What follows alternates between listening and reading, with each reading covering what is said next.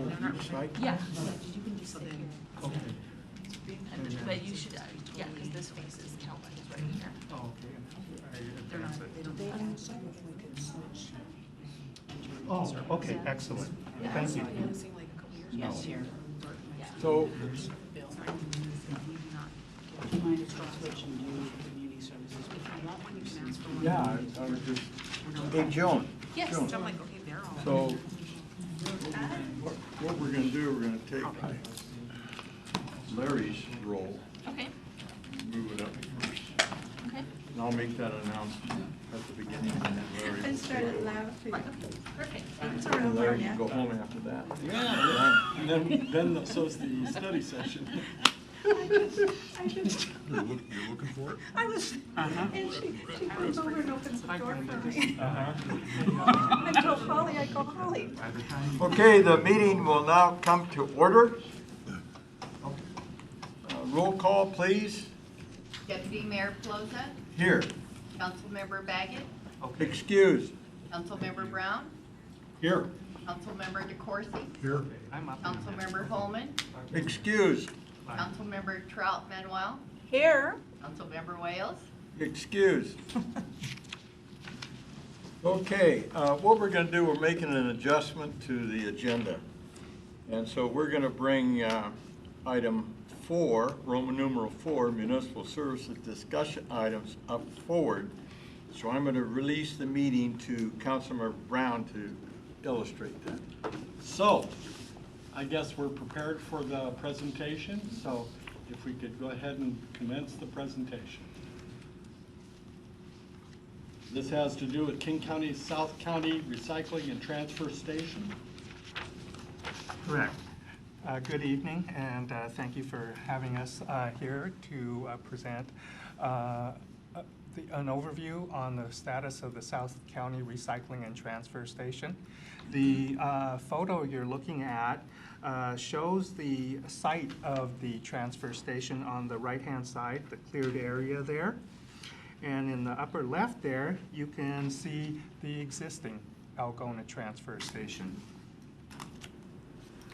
The photo map you're looking at here, the pink area is the service area for the new South County Recycling and Transfer Station.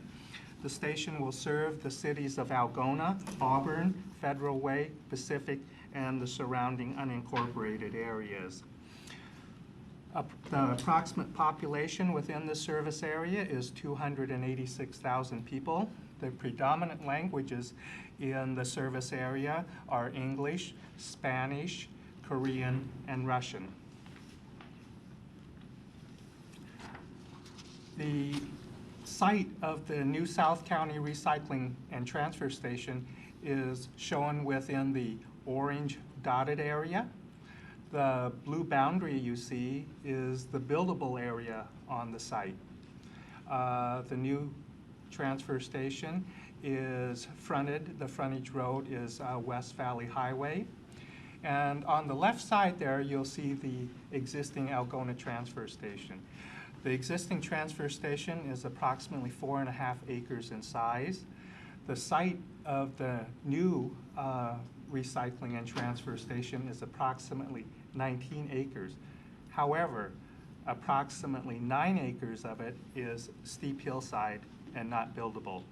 The buildable area is roughly 10 acres. It's more than twice the size of the existing site for the Algona transfer station. The new site has a couple of small wetlands on it, and it has a stream that traverses the site as well. So where are we on the project? I'm actually a new project manager that's been assigned to the project. I've been on the project since March. The team is preparing a model, a traffic model, to assess the impacts of traffic both on-site and off-site. We are developing environmental studies and sustainability studies. We have a green building effort. Our sustainability goal is the International Living Future Institute's Living Building Challenge pedal certification. And we are currently making preliminary design decisions for the new transfer station. So that's where we are right now on the project. So what are some of the services that we will be providing? We'll be providing recycling of cardboard, major appliances, refrigerators, and freezers, and including some of your standard curbside items such as paper, glass, plastic containers, scrap metals, and textiles. We'll be offering yard waste services and also accepting clean wood. We'll also be accepting hazardous waste at the site. Some of your common household hazardous waste, such as oil-based paint, pesticides, motor oil, and things like that. This will only be the second station in King County that offers hazardous waste services. The other transfer station that offers hazardous waste services is the Factoria transfer station within the city of Bellevue. And of course, we'll be providing garbage and waste disposal services at the new transfer station. So what are some of the additional elements of the project? Well, we have a stream relocation. We have a stream that traverses the site. We will be relocating a portion of the stream in a northerly direction around the northern border of the site. Road improvements are a part of this project as well. West Valley Highway has a large curve in it which limits the site distance. We will be looking to smooth out this curve to improve the site distance to meet highway standards. Stormwater management is a big component of the project. We will be capturing all our rooftop runoff and storing it in cisterns so that we could use this water later on site. As I mentioned, green building and sustainability. Our sustainability goal is Living Building Challenge pedal certification. Some of you may be more familiar with other sustainability programs such as LEED Gold or LEED Platinum is a complementary sustainability effort. But this project will be going through the Living Building Challenge certification. As with most large projects, art will be a big component of this project. So we are looking forward to working with the City of Algona and For Culture to incorporate art into this facility. Mr. Chen, I think we have a question. Sure. Yeah, Doug, is the stream, is it a fish-bearing stream? It is not a fish-bearing stream. There's blockages further downstream, but in meetings and discussions with WDFW, we will likely have to make the stream fish passable in the event that the blockages downstream are taken care of in the future. Good, thank you. You're welcome. So what are some of our community engagement activities?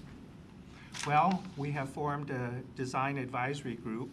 We've had 2 meetings. We'll be holding another meeting at the end of this month.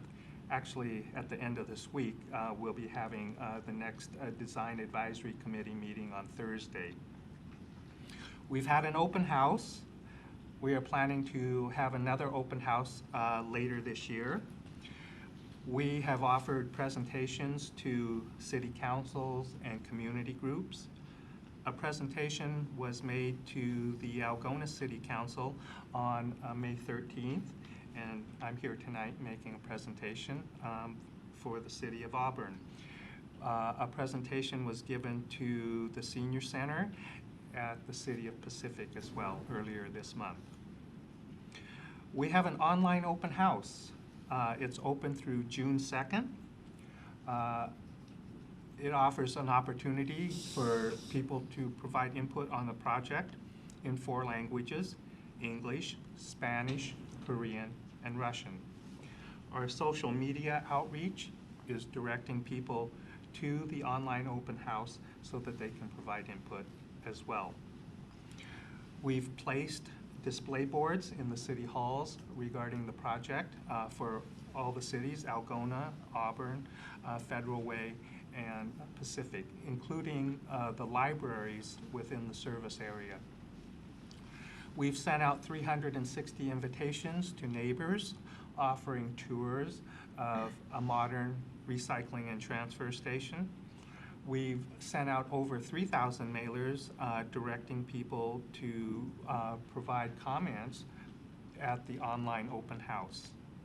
So those are some of the outreach activities that we've undertaken so far. So what have we heard so far via the online open house? Well, we've had 654 views, 336 responses, and 112 comments. Of all the respondents, 100% of them said that they would use the new facility. Some of their top concerns: one is traffic. They want to make sure that when they come and use the services at the facility, that they do not back up onto West Valley Highway. They want to have enough space to get onto the site. They're also interested in a smooth transition through the site and using the different services that we will be offering at the site. They're interested in streams and wetlands. As I mentioned earlier, we have a couple small wetlands and a stream that will be impacted from this project. The team is looking toward mitigating the impacts to the stream and wetlands to the maximum extent possible on site. Where we can't mitigate for the impacts, we'll be looking to partner with Algona, regulatory agencies, and other groups to mitigate for impacts on off-site areas. People are also interested in odor, slope stability, and wildlife. So what are some of the demographics for some of the respondents? Well, 32% of the respondents were from unincorporated King County. We had 15% of the respondents from the city of Auburn, and we had 12% from the city of Algona and 12% from the city of Federal Way.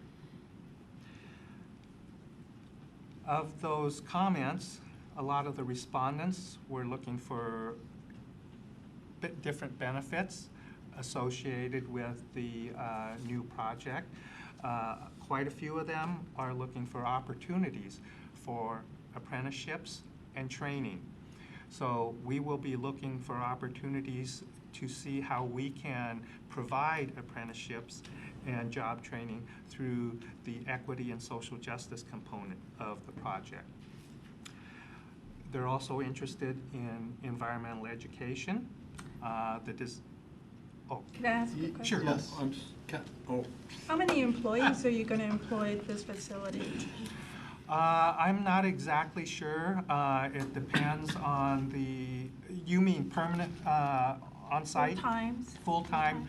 I'm not sure.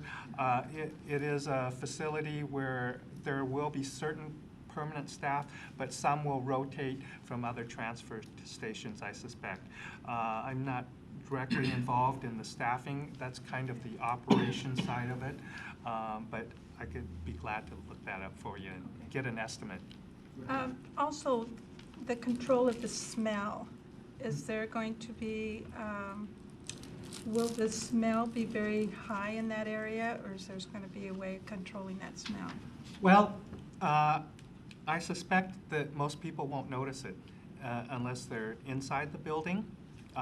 If you've had the opportunity or want the opportunity to experience that, we would gladly give you a tour of the Factoria station, which outside it's a building, and all the waste is inside the building, it's contained, and a lot of the smell is contained with the building when there is odor.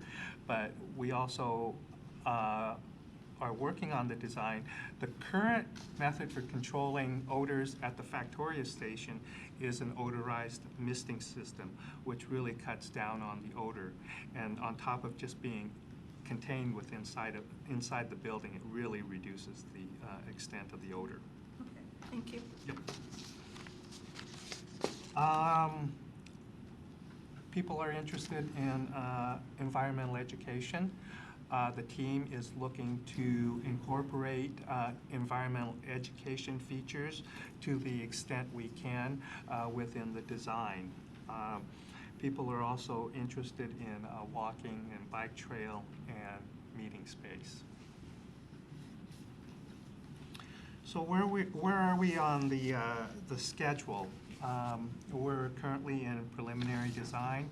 We're doing community outreach and engagement with the cities, and we're developing and conducting environmental studies. The preliminary design will continue through the end of the year, at which time we'll be planning to start final design and permitting, and we're planning to go to construction in 2021 and are shooting to open the facility at the end of 2023.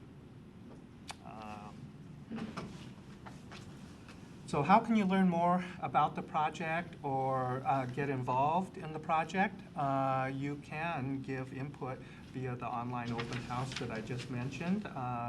Like I said, it is open until June 2nd, and it is in different languages. You can join the design advisory group. The next meeting is later this week, on Thursday. You can request a presentation about the project, or you can request a transfer station tour, or you can sign up online to receive project updates. That's an overview, and I'd be glad to answer any questions. Where's the meeting? The meeting? Where's the meeting going to be held at? The Design Advisory Group meeting will be in the city of Algona's council chambers. Do we have any more questions? Well, Mr. Chin, thank you very much. We appreciate you spending your evening with us, and very informative. Thank you. Thank you. And with that, I would turn it back over to Deputy Mayor. Thank you. Thank you, council member. We will now, I overlooked announcements, reports, and presentations. Does the council have any of those? Hearing none, we'll move on to item 3. Item A, 2020-2025 Transportation Improvement Program, better known as TIP. Good evening, Mayor, council members. This is James Webb, Senior Traffic Engineer for the city, and I'm here tonight to walk you through the changes that we've made as part of the update, the annual update to the TIP this year. So in your packets, you should have a memo summarizing the changes and a copy of the draft TIP. So a little bit of background, and you've heard this before when I was here at an earlier study session. 6-year TIP is a required planning document. One of those requirements is that we go through a process to update it every year to make it current with additional projects that we want to try and accomplish. We remove projects that are completed, and we make changes based on funding, be it potential or realized. 6-year planning horizon starting next year through end of 2025.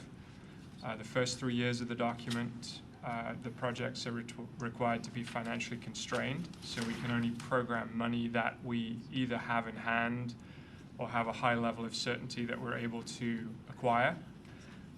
The second 3 years, years 4, 5, and 6, there isn't that financial constraint, so we can program projects without having to have a kind of an identified funding source. We use this a lot to go after grant funding for the projects that we have in the document. So changes that we've included in this year's update, there are a number of projects that have been removed. They've either been consolidated with other projects that are in the TIP. So we've kind of taken a couple of smaller projects and rolled them into a bigger project because we feel it makes more sense from a programming and a cost and efficiency aspect. So for instance, the first one on the deletions list was Project N10, which was a pedestrian crossing on A Street Southeast. We have another project in the TIP right now that's a study project that's going to look at the entirety of the A Street corridor, all the way from downtown down to the Lakeland Hills signal.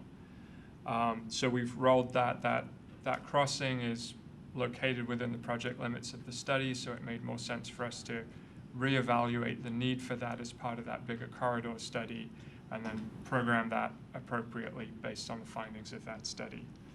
P3, the arterial crack seal project, we've rolled that back into the arterial street preservation program to give ourselves a little bit more flexibility. Maybe we want to spend less money in a given year on crack sealing. Maybe we want to spend a little bit more. So that gives us that flexibility instead of having that be a standalone project. That is still a preservation treatment that we will continue to utilize. So the removal from the TIP isn't us saying we're not going to do crack sealing anymore. It just rolls it back into the program instead of being standalone. TIP P9, A Street Southeast Preservation. That is a project that is currently out to bid. We'll be opening bids on that in the next couple of weeks. And that will be constructed during 2019. So that won't be on the TIP starting next year because that'll be a complete project.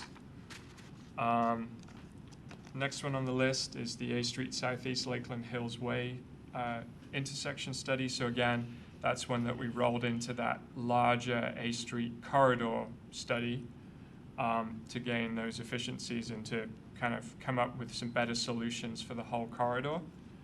And then the Kersey Way Southeast Corridor study, that's something that we will wait until development continues to happen on that corridor, and we'll continue to build that out. Prime example of that is the new elementary school on Kersey Way that will be extending the existing half-street improvements from the signal at Evergreen down to the Pierce County line, which is the end of their frontage. In addition to the removals, we've added 2 new projects to the TIP. They're both roadway projects. The first is East Valley Highway widening. So this is from the Lakeland Hills intersection on A Street down to the Terrace Drive signal down under Lake Tapps Parkway. It's currently a 2-lane roadway. To the north of Lakeland Hills, it widens out to be 4/5 lanes, so it's a bottleneck in terms of the vehicle capacity. And there are no non-motorized, there's no pedestrian improvements, there's no bike facilities, there's no illumination. So that's a project that we've added to the TIP. And what's the length of that? That's a good question. I looked at the TIP and I didn't see any. We didn't put a length in. I don't know off the top of my head. If that's something you'd like us to add to that project description, we can certainly do that. I think it's just knowledge, information. Okay. Thank you. And then the last project that we added is, it's a new standalone project. It's the Lee Hill Road Segment 1A. So historically, or in the existing TIP, we've had the Lee Hill Corridor project broken into 3 segments: the bottom of the hill, going up the hill, and the top of the hill, basically. Phase 1A, we broke out from the bigger Phase 1 because we feel we can accomplish this in a shorter time frame, and it solves a couple of the existing issues at the bottom of the hill. So this would create a new east-west connection from Garden Avenue to 104th, and then close off Garden Avenue where it connects to 8th Street right at the end of the bridge right now.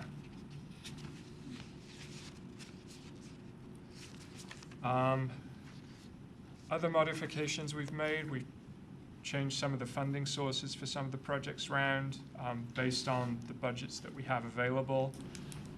We've moved some of the timing of the projects around to also meet that financial constraint requirement. The biggest change that I'll point out is on project R6, which is Auburn Way South from Hemlock to Poplar. We've just found out that we got awarded design funds from the contingency list through PSRC for that project. So we're currently working on programming, kicking off a design of that later on this year. So that was a really good win for us. It's about $1.3 million in design funds. So we're looking forward to get started on that.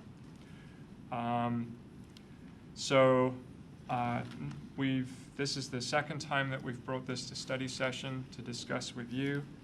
There will be at the June 3rd council meeting, actually that's not correct.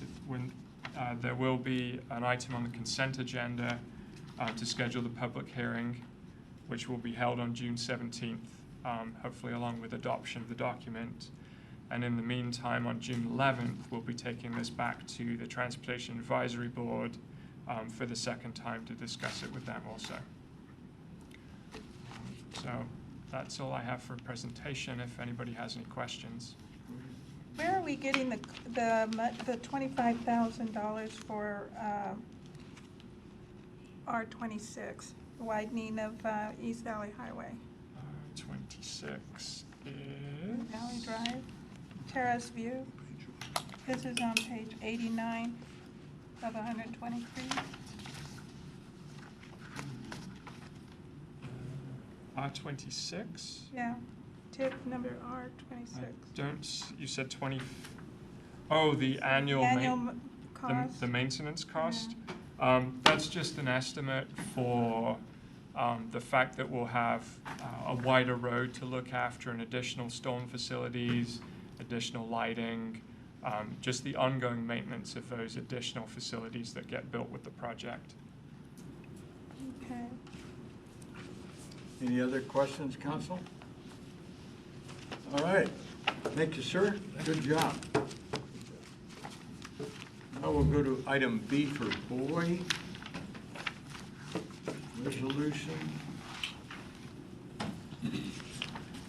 Declaring a certain parcel of real property as surplus.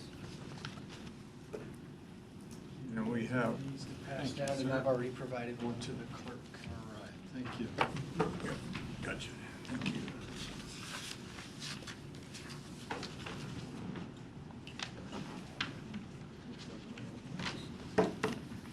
So, good evening, council, mayor. Josh Arndt, property analyst here for the city of Auburn. Doug Ruth, assistant city attorney. So what you are looking at is property located at 1307 East Street Southeast. That property was seized by APD due to its illegal manufacturing of marijuana. Part of a settlement agreement that was negotiated by our city attorney's office called for the owner of that property to forfeit its fee simple ownership interest to the city, which is allowable under RCW 69.50.505. State law restricts that properties that are seized from illicit drug manufacturing or drug-related cases or proceeds from sale of property related in drug-related offenses have to be used for, to either expand, improve upon the law enforcement for such controlled substance. So it really restricts what the city is allowed to use that property for. Again, it has to be used for circumstances relating to controlled substance. So APD has informed staff that they have no use for the property in and of itself, so hence the reason we're bringing it to council to declare the property as surplus to the city's needs and allow the city to negotiate a sale of the property that would reflect its fair market value. You'll note that looking at the pictures, the buyer pool for a property such as this is going to be very limited. The house is not able to be occupied in its current condition. You can see, obviously windows boarded up. There's holes in the floor and the walls and what have you. So those types of items would make the property unable to, for a buyer to obtain your typical conventional FHA, VA type financing, restrict it to either an all-cash deal or something that, or some sort of a rehab loan. So that's it for my. So was this just a total grow operation? No one lived in there? Correct. That's correct. The residence was in Seattle, and they ostensibly purchased the home for that purpose. And I was looking at some of these cabinets. There were 3 or 4 of them. So nothing is saleable in here then, is that correct? It'll probably just be demolished or what? No. No. Or you're gonna rehab it? Property will be rehabbed, yeah. Okay. The city won't do that, but the buyer would most likely rehab it. Gotcha. Yeah, gotcha. From the city standpoint, we would look to just sell the property as is. Yep. Any further discussion, comments from council? do you have to write in there what was in that home in the statement No. before a buyer buys it? The disclosure form you do. Disclosure. Disclosure. So on the seller's disclosure form, we do have to write, so there's certain exemptions that are allowed on a seller's disclosure form. However, one particular item that covers a number of different questions relating to environmental matters, that cannot be waived by a buyer.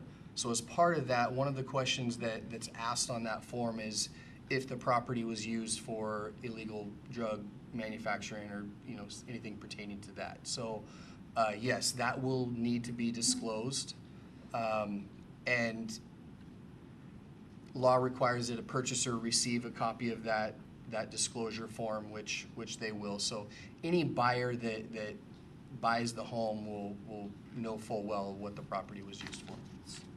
So do we know how long they were manufacturing the marijuana growth? I have more exact dates. I think it was January of 2017, or like November 2017, and then they were, it was searched, I believe, in January of 2018. So I think they were only growing for a short, might have been a little bit longer than that, but 3 or 4 month period.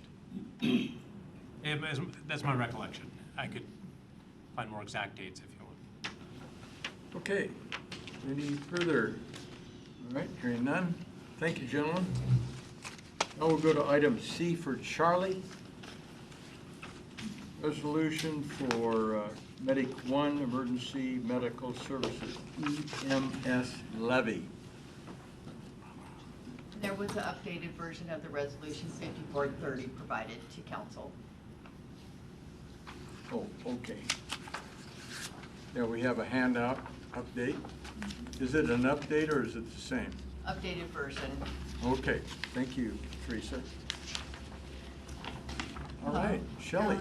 Yes, in front of you is a resolution for the City of Auburn to approve Medic One, King County's Medic One Emergency Medical Services levy to go on the ballot in November of this year.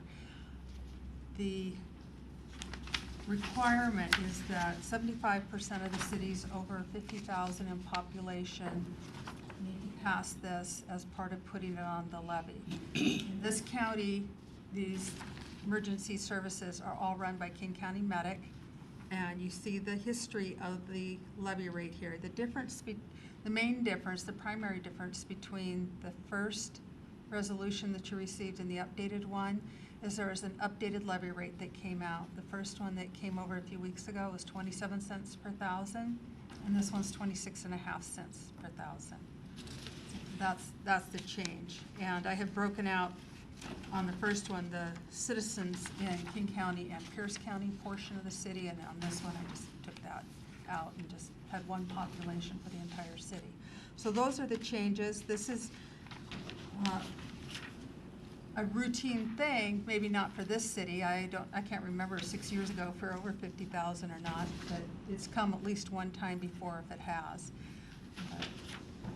It's for your consideration and discussion this evening, and I'd like to have it on the agenda next. Questions for the council? What's the city cost for putting this on the ballot? Well, we'll have a joint share in the cost. It'll be based on a percentage. The whole election in November, everything that's on the ballot that's county-wide, all the cities participate in those, and they have a based on population, and I don't know what that cost will be. Since this is a share, okay, so it's not directly from the city of Auburn. No. It's a share, okay, gotcha. Any further questions? It has come back to us before. We were in 2010, we were at 62,761 Okay. for the King County Okay. portion. Okay, so it has been here before. It's a 6-year levy. Okay, so it's a renewal. It's a renewal. Okay, any further comments, questions? Okay, thank you, Shelley. Okay. So now we go to item D for dog, racial equity and implicit bias presentation. A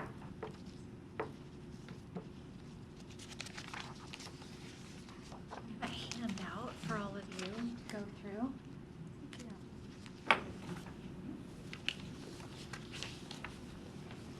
Thank you.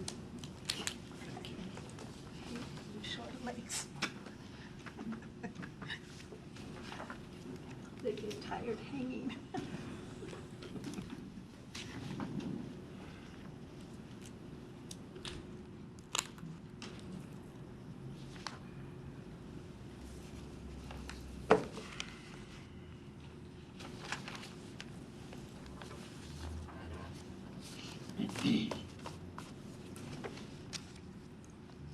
Okay, good evening. Thank you for allowing me to come back after we've had a few discussions on the Racial Equity and Social Justice Initiative for the City of Auburn. There was some communication that went back and forth via email, so I hope you've had the opportunity to review that from our proposed consultant, Bernardo Ruiz, who included some videos that gave a little bit more information, as well as some additional information from his background and the curriculum that we would be instituting in part of our Racial Equity and Social Justice Initiative for the city. So the feedback that we had received and why I'm here presenting again this evening was to just answer some questions that had come up prior to bringing the contract forward for a vote from council. And there were 3 questions that have been discussed regularly since we've had these discussions. One of those is race the only inequity that will be addressed in the initiative? What is the return on investment, which I felt we had focused a significant amount of time in our discussions talking about the racial equity tool, which is really going to be that investment in that tool that's going to be institutionalized in the city of Auburn, in which we will run a lot of the city's actions through that analysis in order to make sure that programs or policy changes that we are proposing go through that social equity tool to make sure that we aren't adversely impacting communities that unintentionally we are impacting. And so we'll talk a little bit more about that because I feel like that's been a gap that we haven't discussed at study session. And then the third item is we had some discussion at the last study session in which this was a topic, which was what's the investment of staff time in this 3-year program, which is a realistic concern on the regular business that we already have to do, the day-to-day, what's going to be the impact. So wanted to take an opportunity to review all of that and give you some more information. So I think one of the discussions that we've had that's been a very positive discussion with council is, and with Bernardo, is about why we're leading with race and why we're not talking about other groups that have been marginalized. And so in a lot of the research that I've done, there's an organization called GARE, the Regional Government Alliance on Race and Equity. So they're essentially leading this work nationwide. They have about 163 participating agencies across the country. And some of those are right in our backyard: King County, City of Seattle, City of Olympia, City of Tukwila, City of Tacoma. So they're really at the forefront of this work. And what I found is, in looking at some of the participating agencies, is that the agencies that have implemented racial equity and social justice programs, they've actually brought in those groups that we were talking about, where we were talking about veteran groups, or talking about women groups, or other groups of people outside of just associating with race. And I was looking at the city of Dallas, Texas, and they have their racial equity and social justice initiative underneath HR in that city. And so they had what we've referred to here as affinity caucusing, so getting people together with other members of their group in order to build a strength and coalition. And so they had within that city, they had a veterans group, and then African American group, a Hispanic group, Asian group, a female group.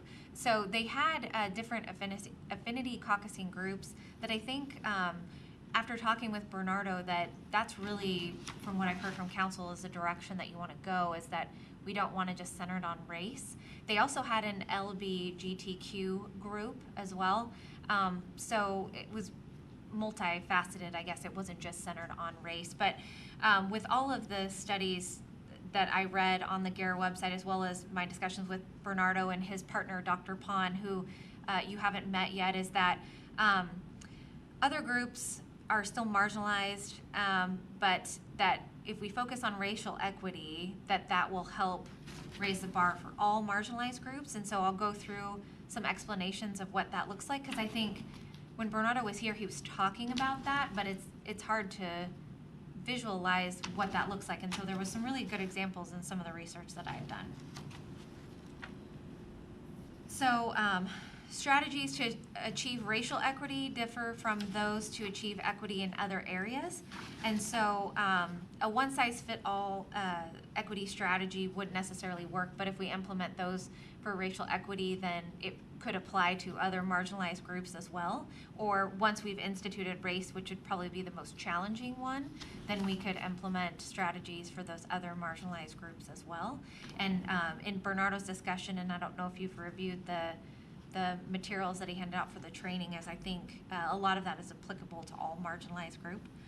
And then essentially the best practice of GARE, which is what Bernardo is modeling his training afterwards, is that it's critical to address all areas of marginalization. We would just begin the discussion with race. So working for racial equity benefits everyone, and so this was some of the examples that I talked about, and this is a phrase that was used a lot, was targeted universalism. So that means improvements for all groups. So it's basically focusing beyond the disparities and addressing the the systems which led to the inequity in the first place, which then elevates all groups.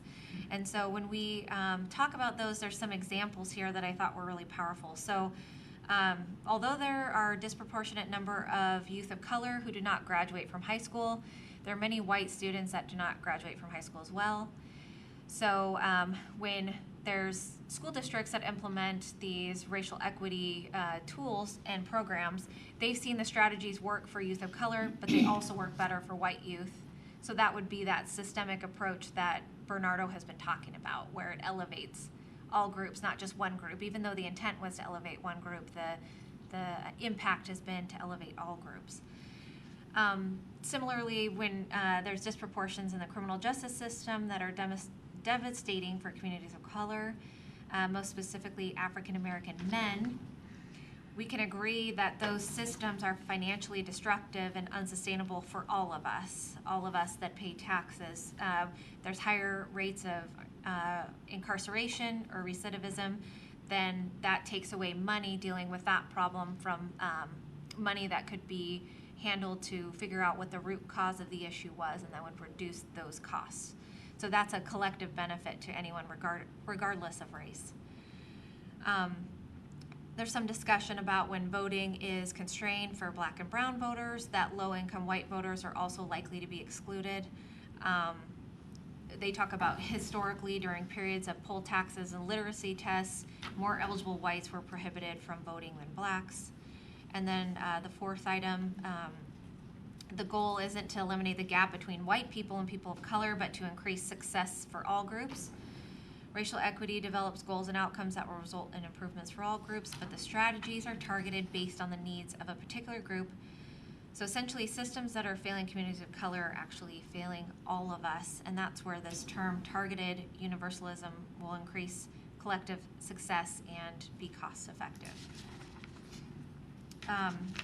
Throughout GARE's website, there's a lot of testimonials for governments that have engaged this work, and so this was one quote that I thought from the mayor of Minneapolis that I thought kind of exemplifies why government would be one of the key players in this work. Is government is one of the places where community comes together and decides who it chooses to be as people. Government is a keeper of our values and of our policies and investments that need to reflect that. Government has great opportunities to have an impact on the daily lives of all people and the power to shape policies that reduce our inequities. So I know there's been a lot of discussion, and this is sort of a review of our discussions leading up to this, but the difference between racial equity and equality. And so I think when we talk about equality, we talk about Title VII and protections for people that come through those laws. But equity is about fairness. So essentially, racial equity means that race can't be used to predict success, and that we all have successful systems and structure that work for all. So it's not necessarily holding one group back to bring one group forward. It's just looking at those systems and how we can elevate everybody to an equal playing field. So I had the benefit of being able to attend over in Moses Lake a presentation from Dr. Marks. And so Dr. Marks has done a lot of work with police departments nationwide. He's doing extensive work with King County. I think he's coming out there on a monthly basis to do work with them. And hindsight's always 20/20. If I had to approach this work with the city again, I probably would have had him come out first and present to all city employees, because his presentation was really powerful, because it wasn't about right or wrong or good or bad. He understands that implicit bias isn't anything that we're intentionally doing. It's just in our humanity and our perspectives that has led us to have our view of the world. And it doesn't necessarily mean that we're intentionally being biased towards any specific group. And in that auditorium was a lot of white males over 40 that he was speaking to. It was police officers, and the way that he was able to capture and engage that group was very impressive. And the way he explained implicit bias was a riddle that I had heard before. I think that my husband had told me that I couldn't quite figure it out. And then when I heard it, I was like, oh man, I don't think I'm sexist, but you know, so it was the riddle I'm sure you've all heard before. A father and a son get in a car crash and they're rushed to a hospital. The father dies, the boy is taken to the operated room, and the surgeon says, I can't operate on this boy because he's my son. So how is this possible? And I think we all know the end of the riddle is because the surgeon is the mother. And I was amazed how many people in the room, first of all, hadn't heard that riddle, and second of all, were shocked and looked kind of, oh, I don't think I'm sexist. And that's essentially what implicit bias is. It's this subconscious thing, and he started talking about when we think of teachers, what do we think of? We think of females. When we, think of construction workers, what do we think of? We think of men, and all of these things that society, what we see on TV or what we experience in our daily lives, and how a lot of trainers can come in and do these racial equity presentations and almost create an internalized view of shame. And the way that Dr. Marks presented was us all collectively sharing in our humanity that we're not intentionally do this. So if we know we're not intentionally doing this, then how do we educate ourselves to get out of a place of implicit bias and make things equal for all? Oh, I'm sorry. I have to agree with you. When I watched the video and I heard him talking about bias and everything, I reflected on when I was with my siblings speaking Spanish, and all the people that were around us were white, and they got very insulted that we were speaking Spanish because they thought we were talking about them. So then I was with a girlfriend, and she had her Japanese friends, and they were all talking in their language. And I know how people feel when somebody's talking in their language, and I felt like they were talking about me, and they weren't. So now I understood that when we were using our language in a different, with some other group of people, I could understand how they felt. So I felt, kind of biased towards those people myself, and I shouldn't have, because, when we were speaking our language, they felt offended. Yeah. So. Yeah, he has a really great way that he puts these topics. He even kind of poked fun at himself because he talked about how he had a position in Obama's administration, and then later he talked about, I probably lost half of the room, or maybe more than half the room, just because I associated myself with a political candidate that could have been divisive. But what you should realize about me is I grew up on a farm and this and that. So he was just explaining that the biases that we carry, just hearing about people or experiencing that or witnessing them, and he just did a really excellent job. It really helped frame my mind around the subject and why it's so important and why we should introduce something like this to the city of Auburn.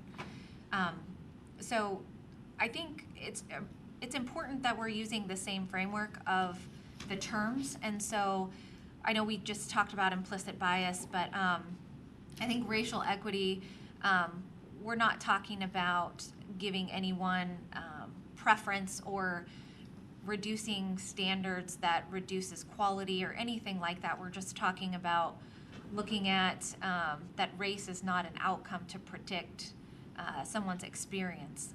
So someone's experience and interaction with the city of Auburn shouldn't be any different because of their race, essentially is what we're looking at. Workforce equity, there's a lot of work, and actually our staff went to some training about this. There's a lot of work being done in this area because I think it's where you can institute change right away. And so for me, my experience in this organization and previous organization is looking at minimum qualifications and where can we say, is a college degree necessarily required for this position, or can we substitute year over year for experience? Because if we know that there's certain populations that don't necessarily have the access to a college education, by us just putting that as a barrier to entry, is that actually objective in dealing with their success in the position? Or could we say somebody who had 15 years experience doing this but no college degree could be just as successful as someone who had a college degree and 5 years or 7 years of experience? So it's looking at those things, not necessarily to reduce the quality of the candidate, but just look at the barrier to get into the position. Is it reasonable? This even extends to contracting equity. I've had some organizations reach out talking about they wanted to do some trainings for their organization, and so they asked if we had any experience with women or minority business owner organizations, because they're wanting to make sure that they are instituting contracting equity, and they're using their own agency's racial equity tool to be able to make sure that they're reaching out to those women and minority business owner organizations. Obviously, as part of Bernardo's package, this is the outreach and public engagement, which we'll talk a little bit about how City of Seattle is using that. And then obviously we know, explicit bias and racial inequity and institutional racism, structural racism, and individual racism. I think we're all familiar with those terms, but I wanted to include those in a definition for all of you. So looking at City of Seattle is actually at the forefront of developing this type of a program in their city. And so they're a very large city, so they have a pretty big group of people that are dedicated to this work, and they're working on things within the city as far as education, development, criminal justice, public engagement, workforce equity, contracting equity, and an outreach campaign for racial equity. So they've been in this work for quite a while, so they have a lot of metrics and data that they've been able to provide as feedback. So that's kind of laying the groundwork for other cities or organizations that are beginning this work. City of Portland, I think they simplified it. The City of Seattle has a really broad reach. Looking at City of Portland, they had 3 equity goals: ending racial disparities within city government, fairness in hiring, promotions, and greater opportunities in contracting, equitable services for residents.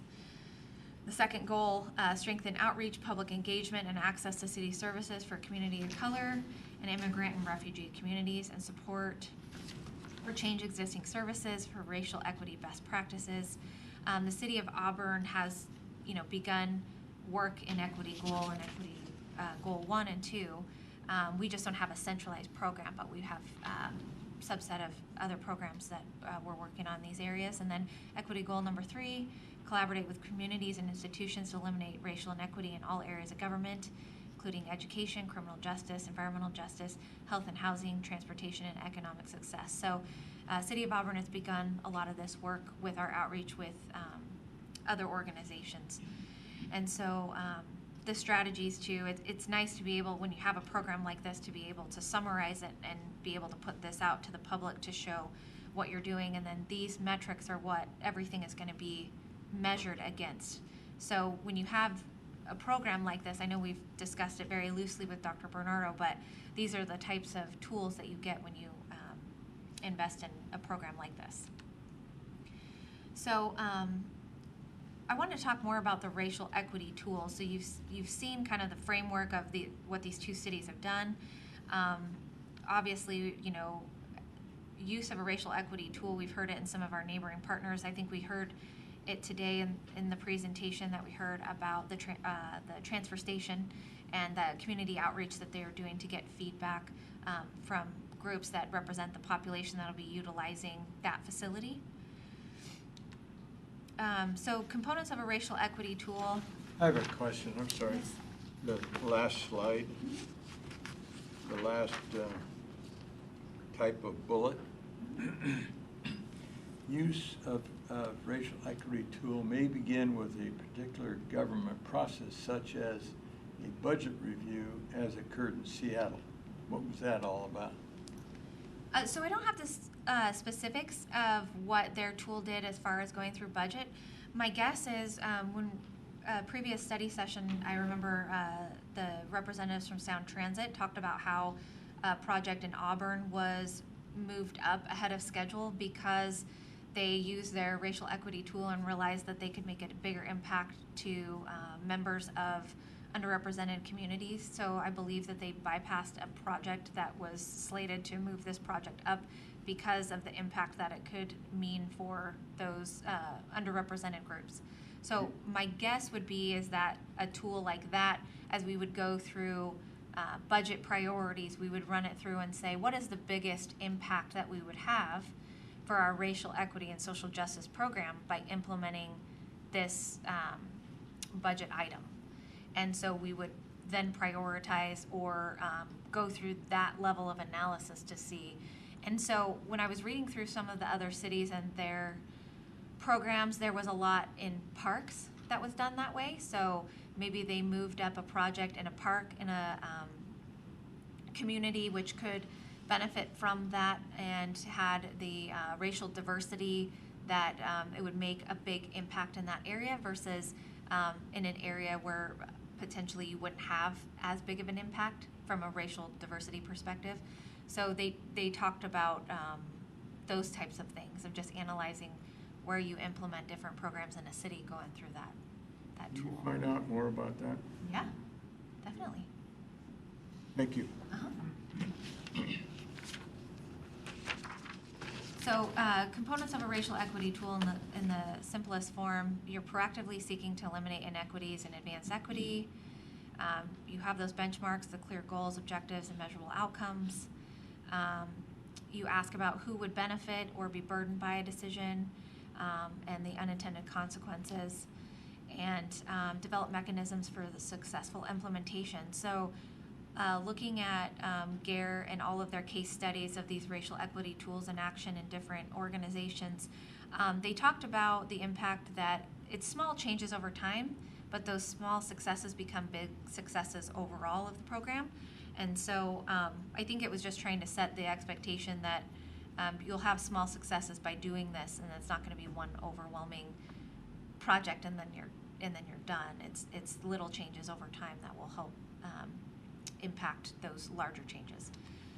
So the components of a racial equity tool, to break it down even further into more quantifiable information, is there's 5 components.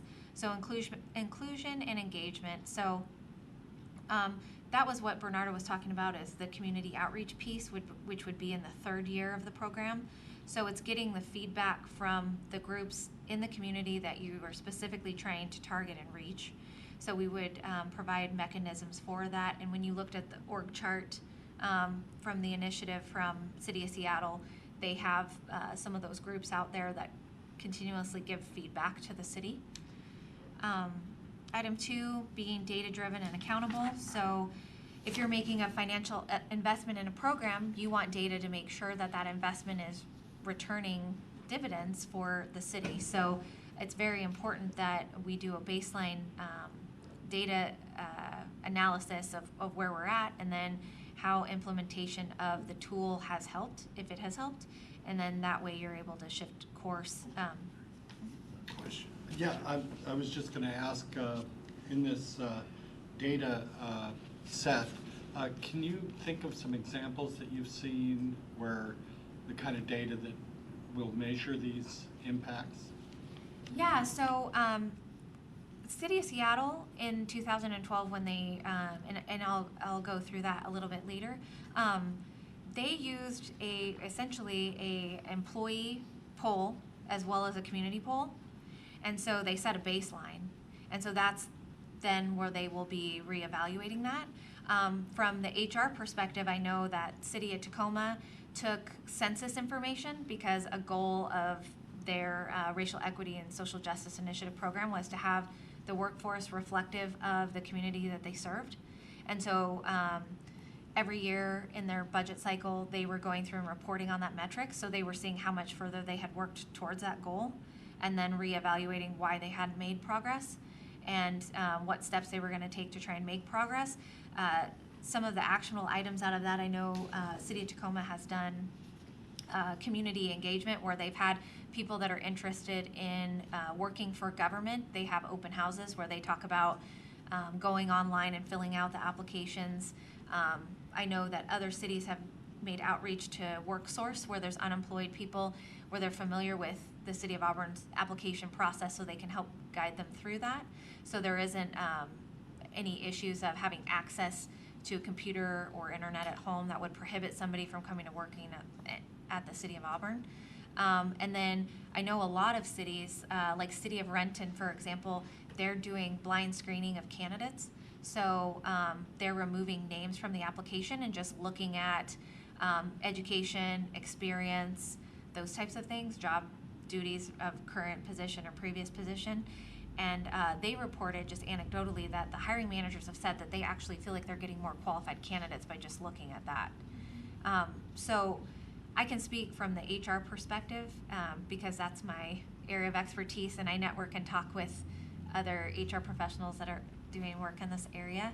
I can't necessarily speak to every department and what they would do, but I could definitely find more information because I know it's out there. So item 3, integrate program and policy strategies. So, that would be what we're talking about specifically in HR. I can speak to that, is that we would be going through and developing policies or strategies of recruitment or outreach where we would try and get groups that are reflective of our diversity in Auburn to, first of all, know about public employment and know about opportunities that they could have with employment at the city of Auburn. And then we would routinely evaluate those to make sure that they're being effective, and like other agencies have done. Item 4, structural change. So those partnerships that we talk about, I know one partnership that recently the city of Auburn has engaged in is the SKIP program. So that's affordable housing and that regional partnership to work towards that.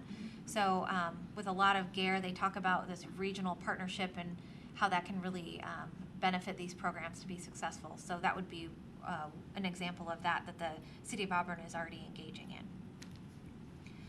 Item 5, so educate and communicate about racial equity. So that would be internally as well as externally. So that would be that community outreach as well as our internal training.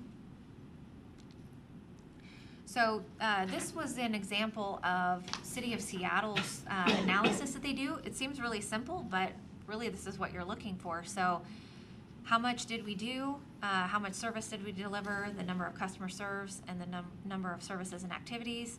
How well did we do it? And is anyone better off? So if we set out to do outreach with a particular group of our community, is anyone better off? Did we actually do the outreach that, I guess was our hypothesis correct? We thought if we did this, it would reach this community. Did it successfully reach that community? If not, what do we need to do differently next time? And then that continual process improvement and change. So it seems like a really simple tool, but at the same time, it's the intent of what we're trying to do. So for me, I really like metrics of how do we know we're being successful, because there's always good intent behind a program, but how do you know that it's actually, what does success look like essentially? And so when you look at these areas that these racial equity programs are trying to target, they're broken down into a couple different areas. So youth success and education. There's a lot of, in the school district obviously, of early education. I know in my school district specifically, there's an early education center that is opening up, trying to get to children early to try and raise the bar so that when they come into school that they're excited about school and that they are set up for success. Health, City of Auburn has already begun some work in this area, trying to increase life expectancy for certain groups that are in the community of Auburn. Housing, with our SKIP regional program, we're already beginning this work. So if we want to know if we've been successful, we will be evaluating if we're increasing the amount of home ownership across different race and ethnicity. So jobs and economic justice, City of Auburn is beginning this work with some regional partners. So what we were trying to do is affect the transition from high school graduation rates into successful job opportunities in our city, and that are also HR wanting to begin the work that we want to start measuring that our workforce reflect the community that we serve. So criminal justice, obviously, this is a big area that is a big subject to tackle, but the work of Dr. Marks and what he's trying to do is talk about implicit bias and how that could potentially have a negative impact on disproportionality in arrests, sentencing, and incarceration. So he's doing a lot of work in this area. And then obviously commitment to achieving racial equity. So that's the discussions that we've begun at this level to try and look for a program that we can invest in that will create those results for the city.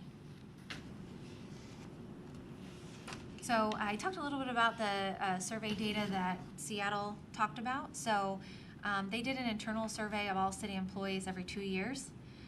They wanted to track the progress of the program and also assess employees' understanding of these, the core definitions of what we were talking about, their understanding, and how departments are building racial equity.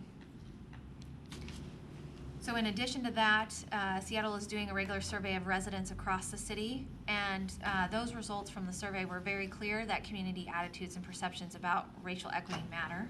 94% of those respondents agreed we have more work to do to address racial inequities in Seattle, and that Seattle concluded that we cannot continue with business as usual when race has such significant impacts on the lives of Seattle residents. And so Seattle residents have expressed their support for city government to address these racial equity gaps for healthy communities, education, criminal justice, housing, and other areas. So the visual impact of this survey, so the employees felt that there was work that was examining the impact of race at work, and that the city was taking an active role in doing that. So 86%, that's a pretty impressive number. Obviously, there's work to do, so there's awareness, and then there's work in changing implicit bias and actively promoting those changes. So about 66% saw that the city was actively promoting those changes. And then about 60% said that their department and the city is making progress. So pretty impressive statistics. Bill? Oh, I'm sorry. So this survey was done in 2012, and that was here in the city of Auburn? No. And this, No, this was actually the city of oh, in Seattle. Seattle, oh, okay. So they're at the forefront leading this work, so they have a lot more data and metrics than really anyone nationwide. I was impressed to hear that, so. Now, if you went to National Leagues of Cities, Seattle is on the top of a list of, they really use Seattle for a lot of the issues that are facing our nation, so. Okay, thank you. You're welcome.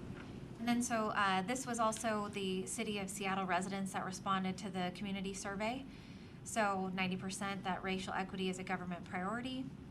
60% felt that city of Seattle was making progress on racial equity. And 50% felt that schools are good or very good. So impressive numbers there as well. So another organization that's at the forefront of this equity work is Multnomah County, Oregon. And so I thought, again, that in my research that this quote was pretty powerful, that top to bottom people understand that racial equity is an important value of the organization. People feel pride in advancing equity. They feel hopeful. So obviously for HR, I'm to see something like that the employees of Multnomah County feel that way is that's the goal of what we would be striving for with this program.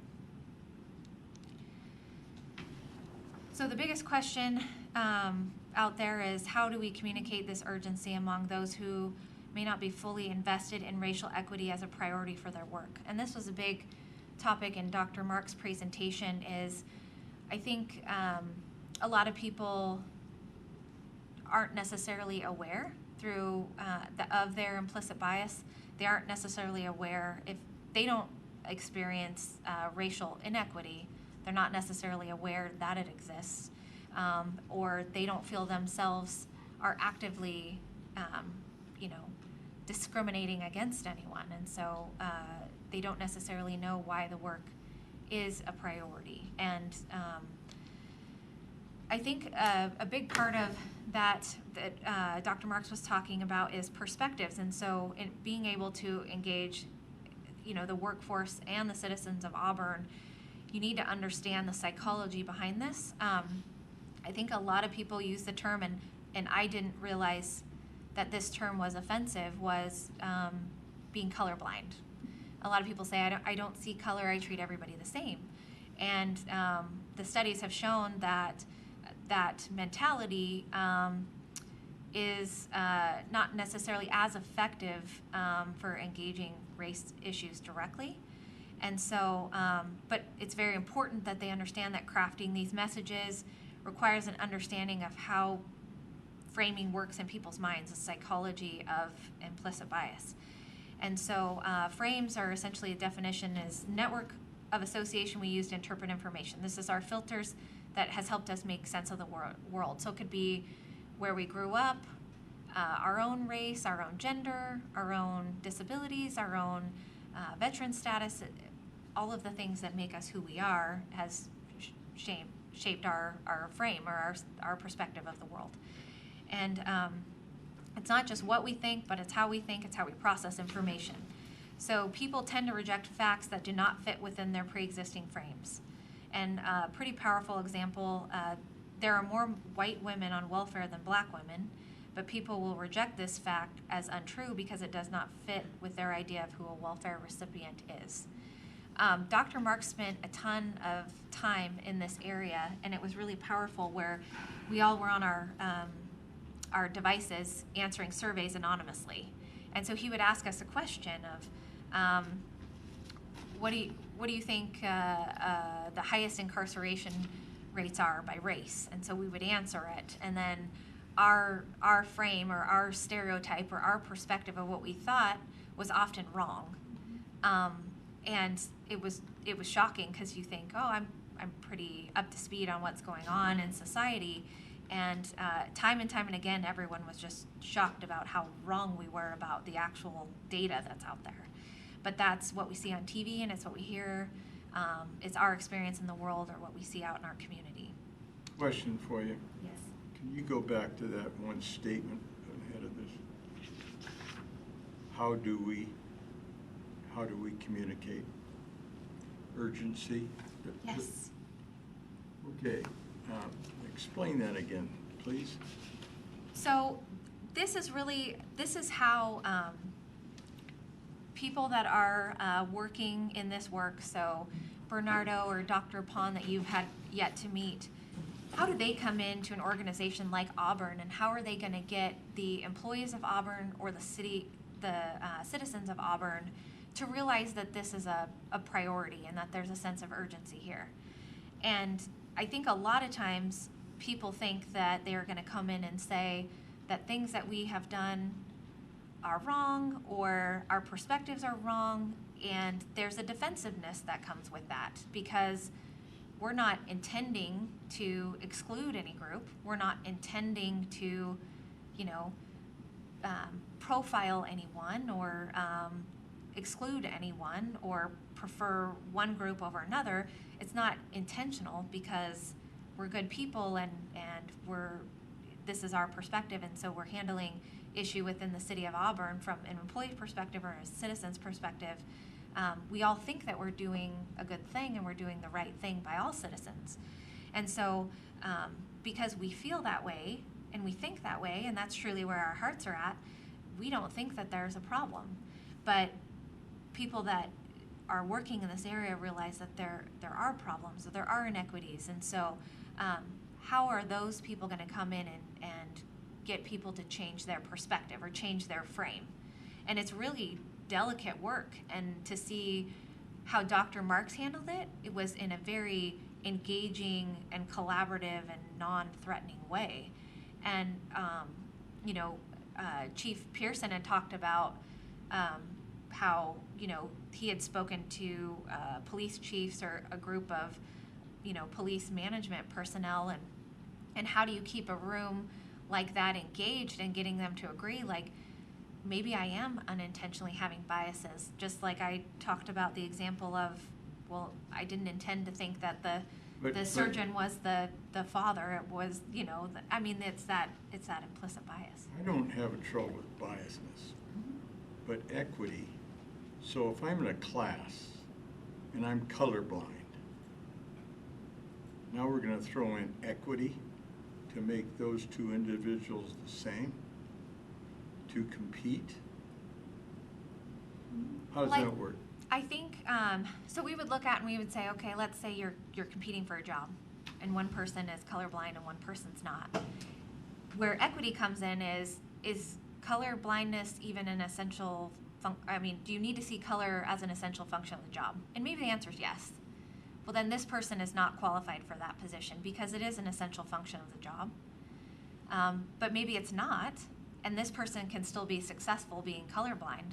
So it's really just, it's looking at it from that perspective. It's not necessarily saying that we're going to give somebody with a deficiency an opportunity when it's an essential function. It's just questioning that essential function piece is really the equity piece. There's a picture that I've seen that talks about equity. So equality, and maybe you've seen it as you've gone through trainings like this or exposure.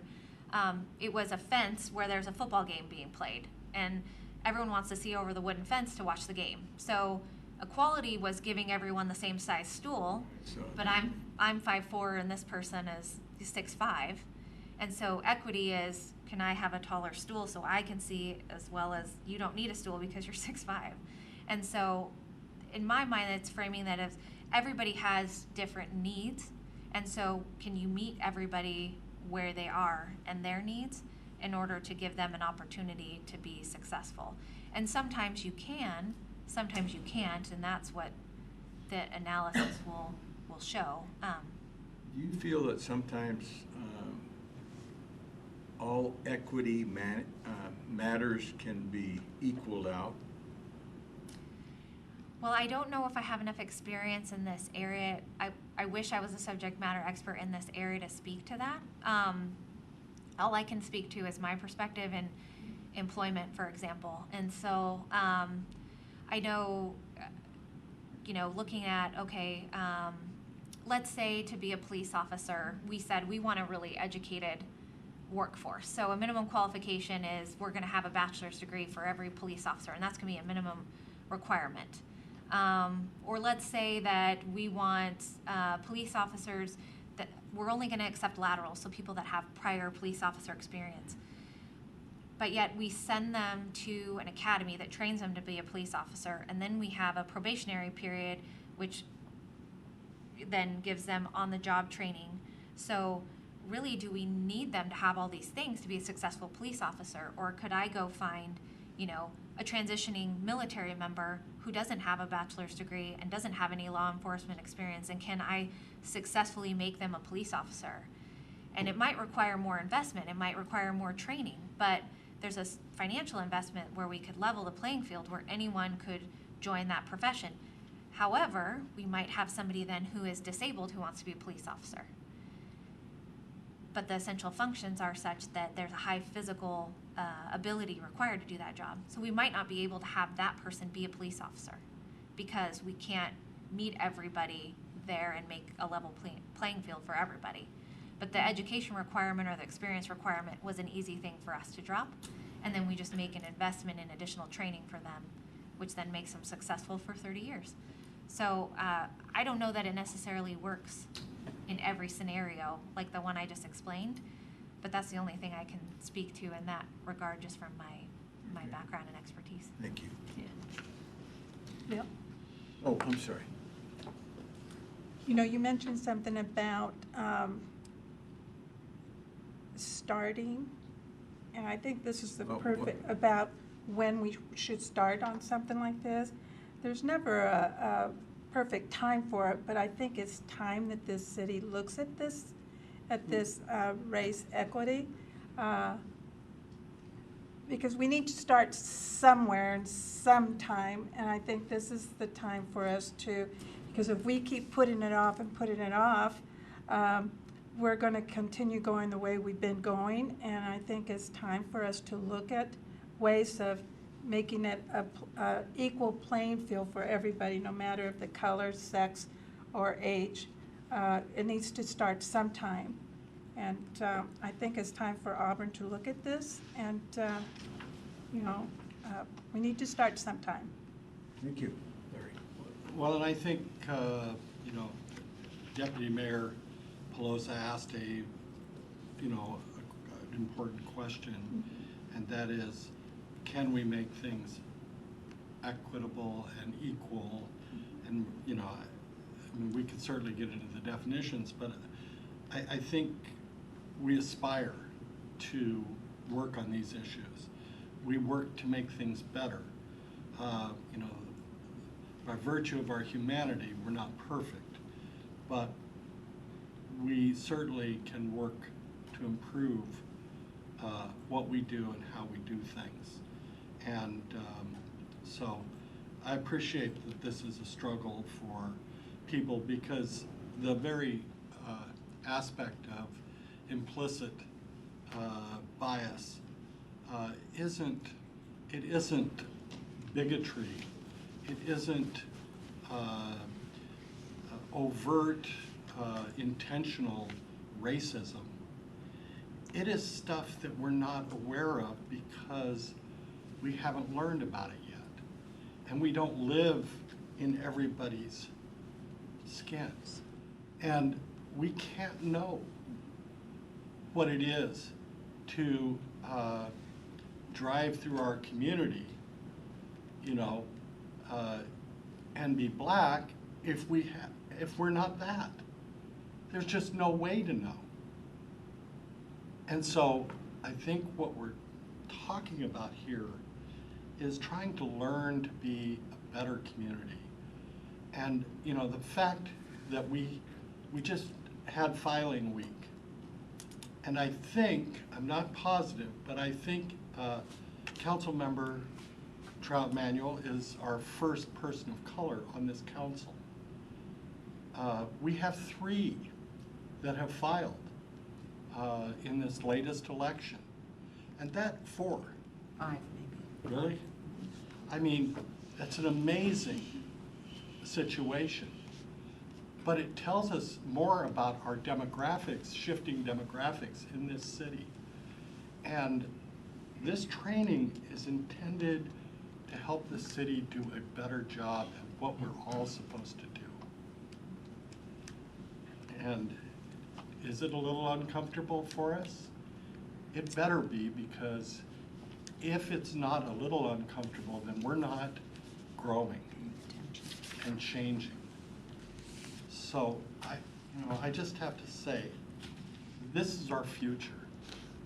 And by 2040, I think the date is, we're going to be a minority majority country. And whites will be just one of the minorities. And if it isn't the right thing, at least it's the smart thing for us to do this work. And I'm curious what the cost would be to not do this. And what would it say about Auburn for us to not engage in this work?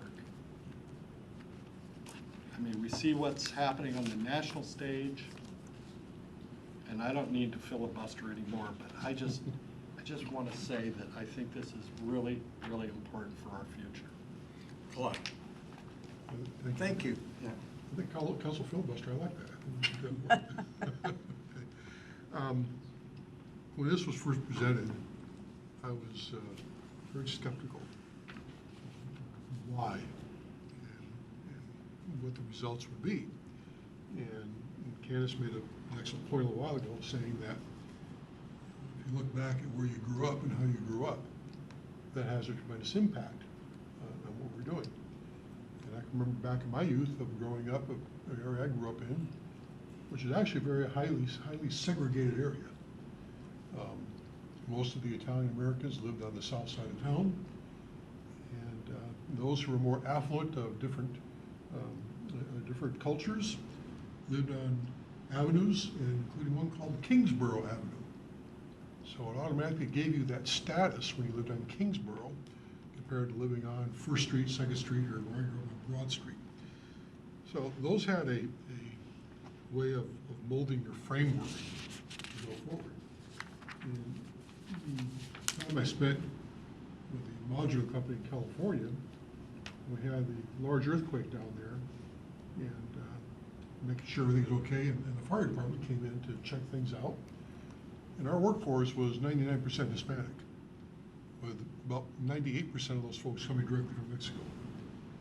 And one of the firefighters went into the factory, and the first thing he said was, "I'm going to call immigration on all you people."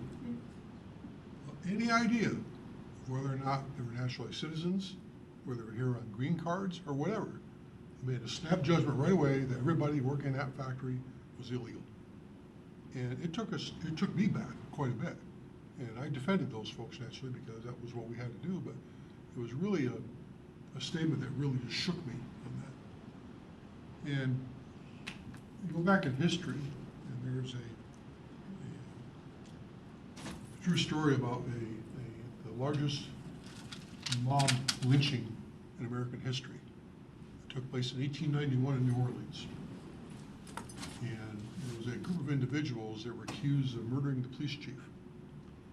And a few of them who were accused were acquitted. The following day, a group of angry vigilantes went into the jail and took 19 of these people out, and they slaughtered 11 of them. Either hung them, or they shot them, or they beat them to death. When people hear that, they automatically think there was a group of African Americans that were lynched. It was the largest lynching, and it took place with Italian and Sicilian immigrants because they were low-class citizens who did not measure up in equity, racially, culturally, or any other manner in the country back in 1891. And as I went through the videos and I started listening and learning more of this, and when I saw that, you take it back all the way through 1965, when things started to change a little bit. And the more I reflected on it, I kept thinking, have we really changed? It's like the criminal justice system. We can't control what happens in the courts. We can't control what happens in the prisons. We can't make a real impact on that, although it should be part of our program, but hopefully the King County in our area and the judges and everyone else involved in that can make those significant changes and see where it goes forward from there. But as I said, when I first started looking at all this, I was very skeptical. My skepticism has left me now. And there's still a few things I'm not totally comfortable with as you're going through the explanations here, which has nothing to do with the equity portion or the implicit bias or any of that. But it's becoming more clear to me as to an approach that could or should be taken to at least address the issue and to come up with some mechanism to make people more aware. It's made me more aware, and I'll have a couple questions for you at the end here on that, but it's made me more aware and give me a little better perspective on why and how we're doing this, so thank you. Yeah, and I guess when I began, researching this for the city of Auburn and on behalf of Mayor Backus, I wasn't necessarily well-versed in a lot of this. And as I've gone through my education on this, you realize the opportunities here and the work and a way that it can be done that brings people in versus, turns people off. And in seeing different speakers and things like that engage this topic, that was my nervousness was if we do this for the city of Auburn, we have to be very intentional on how we roll it out because, running the demographics of our workforce, I would never want the message to be received by our employees that they've done anything intentionally or wrong or to turn people off to this. This is something where we want to bring people in and engage people in an understanding. And Dr. Marks framed it one way as the goal should not be to get people to agree with you, because we all have different perspectives. The goal should be to get people to not think of their perspective as fact, but think of it as their perspective. And he said, if you've accomplished that in your organization or in your community, then you've been successful. And for me, it seemed such a daunting task of how do you change people's perspectives? And you don't. You just get them to admit that they aren't facts, that they're just perspectives, and that there's lots of data and analysis and opinions and things happening out there, but keep an open mind to those and realize maybe my perspective of the world isn't the only right perspective of the world. And so when he phrased it that way, I was like, okay, I think this is a message that 99.9% of people can get on board with. So I had reluctance as well, just for my own lack of understanding of how do you engage everybody to change a perspective, and I was looking at it completely wrong. So yes. Oh, sorry. Just when you're talking about different perspectives, Candace, it reminds me of a poem that I don't know how many of us learned in school, but I know I certainly did, The Blind Men and the Elephant. And so it just starts out, it was 6 men of Indostan, to learning much inclined, who went to see the elephant, though all of them were blind, that each by observation might satisfy his mind. The first approached the elephant and happened to fall against his broad and sturdy side, at once began to bawl. God bless me, but the elephant is very like a wall. The second, feeling of the tusk, cried, Ho, what have we here? So very round and smooth and sharp, to me 'tis mighty clear. This wonder of an elephant is very like a spear. The third approached the animal and happened to take the squirming trunk within his hands, thus boldly up and spake. I see, quoth he, the elephant is very like a snake. The fourth reached out an eager hand and felt about the knee. What most this wondrous beast is like is mighty plain, quoth he. 'Tis clear enough the elephant is very like a tree. The fifth, who chanced to touch the ear, said, In the blindest man can tell what this resembles most. Deny the fact who can, this marvel of an elephant is very like a fan. The sixth no sooner had begun about the beast to grope, than seizing on the swinging tail that fell within his scope.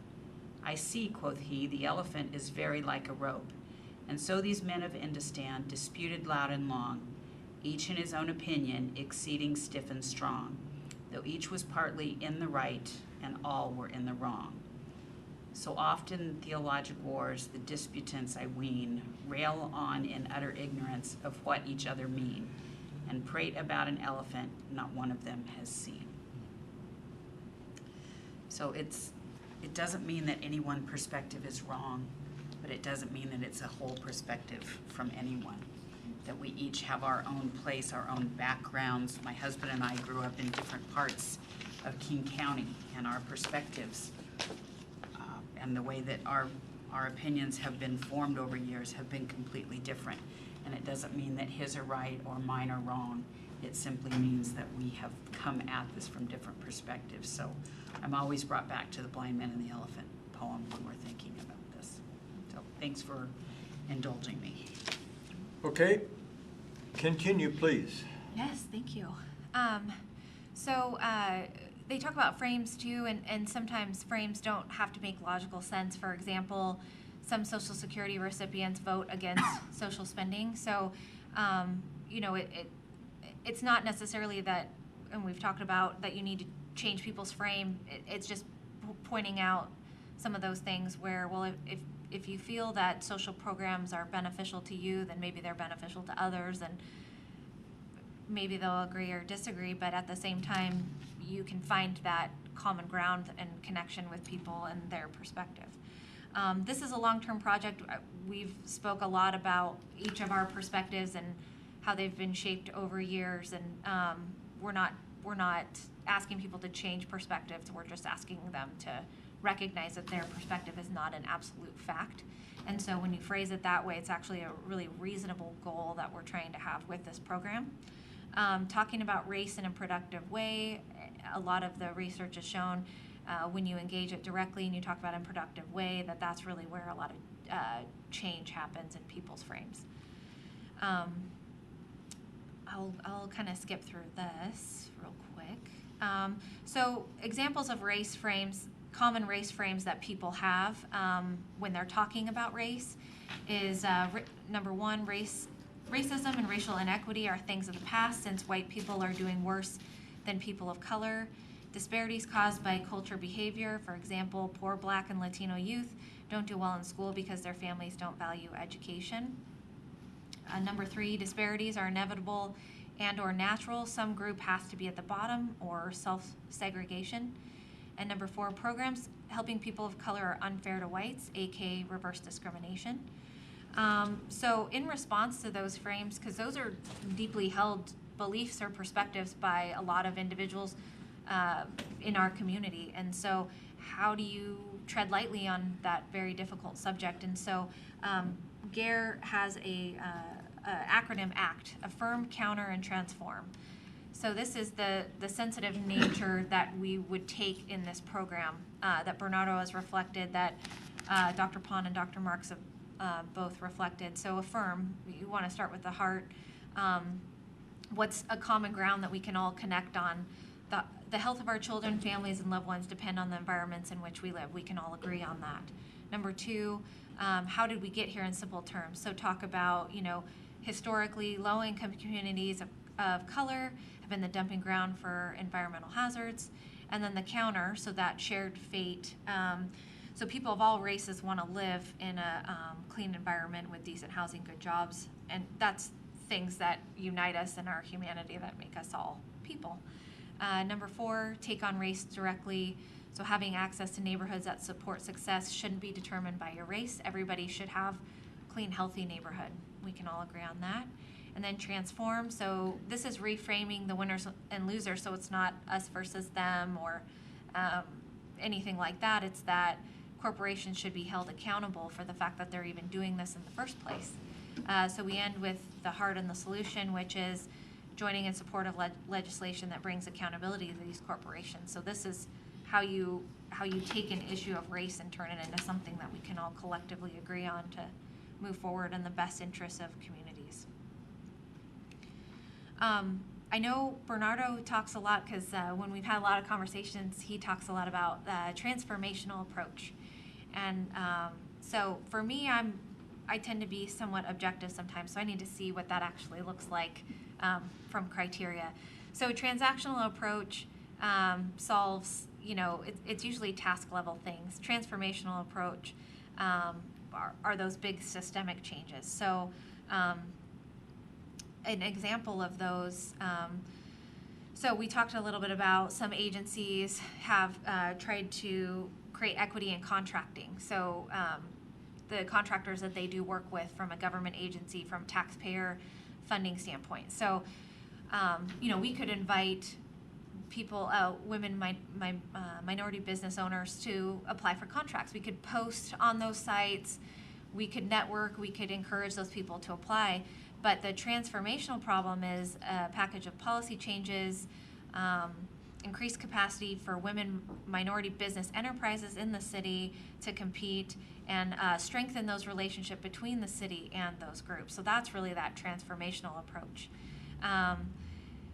This is something that's extremely popular that I've heard agencies doing, which is translating documents for limited English-speaking public, which is a great first step to reach those groups.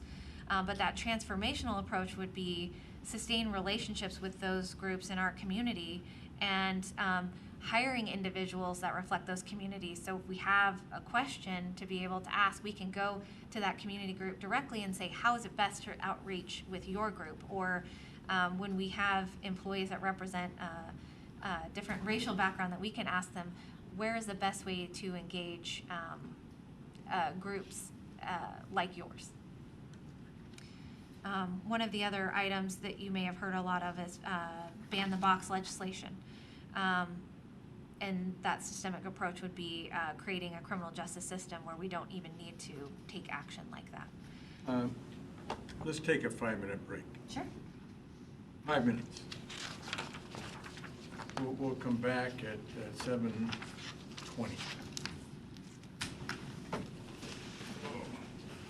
A little more than 5 there, Deputy Mayor. 7:18, we'll come back. Oh, that's all right. Oh. We can- I was giving you that. Oh.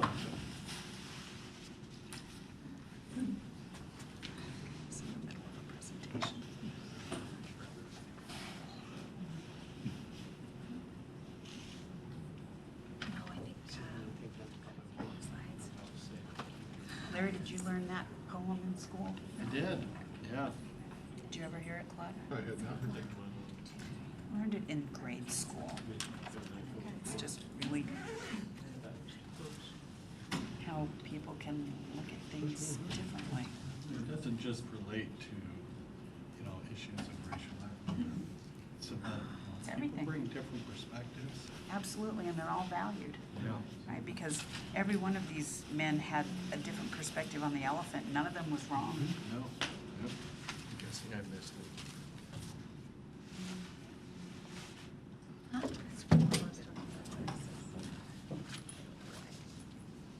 I got here like I walked in the middle of it.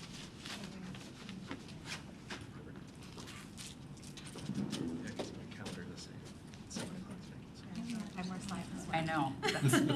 That's why I was, I'm sorry you got cut off No, it's Hey, okay. KG, Your how you doing? presentation. Yeah. I have to tell you, I like your Oh, thank you.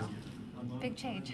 But I, getting ready this morning, I was like, way too much shampoo, and I'm like, oh, my hair's not down here. Yeah. Which was highly required for me to recover. It's not your name.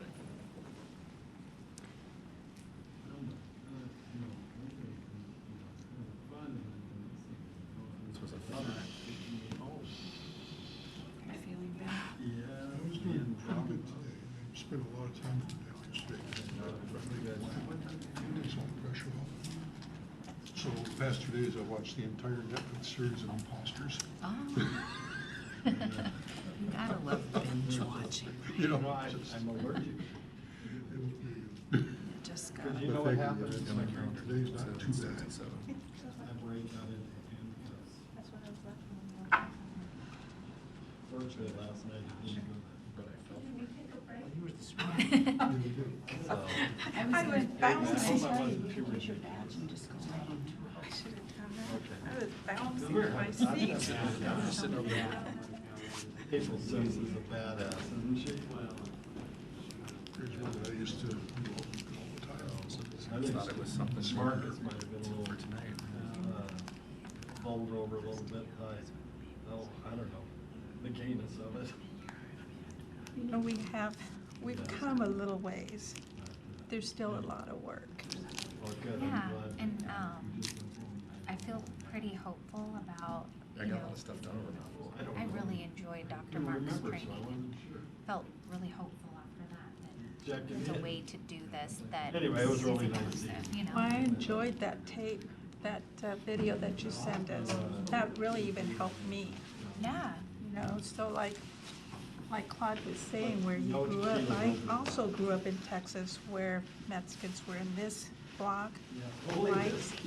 You know, we were segregated. Then when we came to the Washington State, to Walla Walla, there was only Yeah, 4 that's right. Latino families living there, and the rest were all whites. Well, They our had breaks us living about in that. the labor camp, and that was for the migrant farm workers. And I remember we couldn't speak our language. They told us not to speak our language at school. We would get punished for doing that. Oh, well. Now you go Bloody into dog. Walla Walla, and it's like little. I'm gonna it's go a- back and we're Probably discussing. 50-50. You know, but, yeah, it was hard growing up and hearing the Racial equity training. the name callings that were so ridiculous, you know. yeah. Swim back across the Rio Grande. Take care. We don't come from Mexico. Okay, meeting back Thank you. to order. I only have 5 more slides, so I appreciate everyone's patience with the length of the presentation. There was just so much good information in here that I wanted to share it with all of you before you were to consider approving the contract. So the sustainability of the initiative, so Gare had a lot of information on this of so if this council were to take this action, how does the city of Auburn sustain this long term? And the great news is that they said that studies show that cities with strong mayor governments who elect mayors committed to racial equity have advantage in being able to use that power and that voice of the executive to make racial equity a jurisdiction-wide priority. If cities have done a good job of implementing these programs, that they're likely to continue to be sustained throughout changes in executives. And so, you know, obviously, as we've talked, we will need the support of all of you, the support of departmental leadership and staff, and community partners, which I believe we have all of that and aligned with this common vision. So for the common vision, on Gare's website, you know, the 163 participating agencies, they all had a little blurb on why they were undertaking this work. And the one that stood out to me the most in the simplicity, but how spot on it was Shasta County. So we have committed to building racial equity because it is the right thing to do. We need this lens to look at our own implicit and explicit bias so we can live up to our foundational belief that all people are created equal. Addressing racial inequities helps us serve the public better, and people should not be afraid to seek our services. And so looked at a lot of cities that had really eloquent, elaborate explanations that were amazing, but for me it was really nice to just break it down into the simplicity of what we're doing and why we're doing it. City of Tukwila is a city that's regionally a little bit smaller than us, but they have begun this work in 2017. So looking at, you know, Olympia and Tacoma and Seattle and King County, they've been doing this work for a long time. But City of Tukwila, smaller city undertaking this work, and they have a lot of uniqueness of them. And so they identified the 6 key goals of their program, which I thought would be helpful as you're considering a program for the city of Auburn. And the first goal is the city workforce reflect the community. The second goal, community outreach and engagement is relevant, intentional, inclusive, consistent, and ongoing. All residents and visitors receive equitable delivery of services. City government is committed to equity in the decision-making process. Equity serves as a core value for all long-term plans moving forward. The city will build capacity around equity within city government and the broader community. And then this is still about the city of Tukwila. So they have a Equity and Social Justice Commission made up of community members, school district representatives, and city employees. The commission advises the city on various issues on equity and is particularly interested in issues related to human resources, particularly changes in the city's hiring process, promoting equitable apprenticeship and workforce development opportunities, identifying equity and inclusion capacity building events and resources to inform the committee and broader community, ensuring the commission is providing an equity and inclusion perspective to city decisions, and serving as a liaison between the community and city if when community members have concerns that they do not feel they can approach the city about. So I think obviously they've begun their work in 2017 and didn't have a lot of data on how far they've made it, but I think identifying those 6 goals and then the 5 objectives of that commission that they developed, I think it's a pretty audacious goal and one that we could see the city of Auburn undertaking in this program as well. And with, you know, Bernardo and Dr. Ponce's help, that's his goal for us. It's very similar to the work that Tukwila has just begun 2 years ago. So I know I shared this with you over email, but this was just a review of the impact of staff time. So it's a minimal impact for training, and a lot of the work is voluntary. So we would be asking for volunteers in the city to participate in this work. So in 2019, we'll have the keynote address for all employees. And then 48 hours of mayor management training and 40 hours of council training. There was some discussion about, with the potential in council turnover, if we would consider delaying that training. And in talking with Bernardo and Dr. Pond, they thought that if we begin the work of the training and then we have a mechanism for a refresher training for when council members turn over, that would be approach that he would recommend. So something for consideration in that program. And then 2020, we'd have another 48 hours of required training in REAL, the Racial Equity Adaptive Leadership, and then another keynote, which would be required. The rest would be voluntary. And then in the third year, all of the staff training would then be voluntary. Yes. Candace, how are you going to divide those 40 hours for council and mayor? So we talked about having, it would really be based upon your availability and your schedule. So we talked about breaking that up over a period of time. So I don't think we would propose taking anyone and putting them in for a week-long training. So maybe we could have like 1 or 2 trainings a week as it worked with everyone's schedule. But we'd be flexible on how we schedule that. Would that be like a retreat, like when we have a retreat? Well, Because we're in an all-day, when we do retreats, we're there all day. right, I mean, if it were to work out to where there were 1 or 2 days total that it could be done, that would be 16 of those 40 hours, and then perhaps the others are in 2 or 3 hour increments to get to the 40 hours. It's whatever works best for the council. We know that it's difficult to get everybody scheduled at the same time, so we would try and do with enough advance notice so everyone could clear their calendars for the days or times. Thank you. Yeah, Claude. No, you answered one of my questions regarding the transition of council, so thank you for that. I'm actually was curious as to why 40 hours for council and what would be included, as you may or may not know, but 40 hours for council as compared to staff. I'm just curious as to why 40 hours. I don't know the specific information on that. I think it's a different curriculum. The REAL curriculum is a core curriculum, and I believe that's what Bernardo emailed out to all of us to share what that 48 hours was made out of. So I can definitely send that information after the discussion tonight to Bernardo and get him to explain the difference between the 2 curriculums and why there's a 8-hour difference in that training.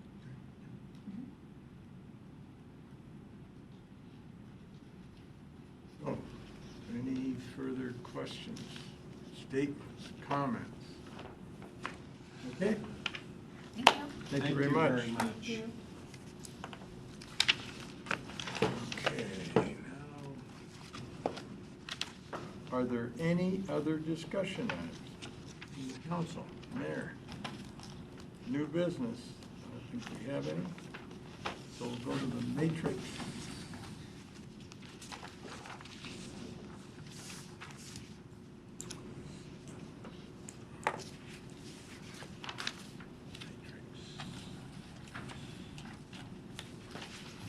So if I might update you on the first 2, the Auburn Avenue Theater, Daryl, Director Faber is still working with Josh and others Okay. after the appraisal was done to get a firm understanding of that and then be able to provide you with a comprehensive update. And on animal control. So, pardon me, Mayor. So Teresa, item 1 is still TBD. Okay.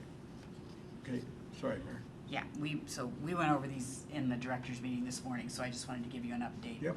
As to both of them remaining as TBDs. Animal control, Councilmember Brown, Chief Pearson wants to chat with you as to what your wishes were surrounding that topic. So he'll be contacting you for that discussion. I think that would be, the chair of that is Councilmember Well, DeCoursey. it's But you actually asked under- for the topic. Oh, okay. You had asked for it, so Right.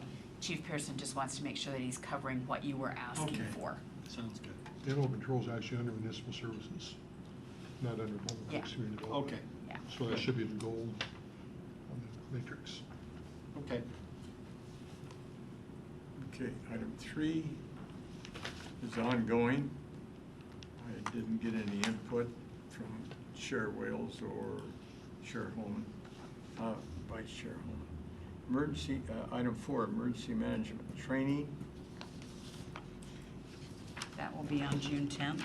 Yep, still on June 10th. Again, under municipal services? Yes. Yes. Chair Brown. All right. All right. And then item 5, mandatory city housing inspections. It's still There's a August date, 12th. August 12th. Yeah. So are there any other council matrix items to be added by the council? I personally don't have anything at this time. No? Okay, nothing else, council? I just want to say, Go ahead.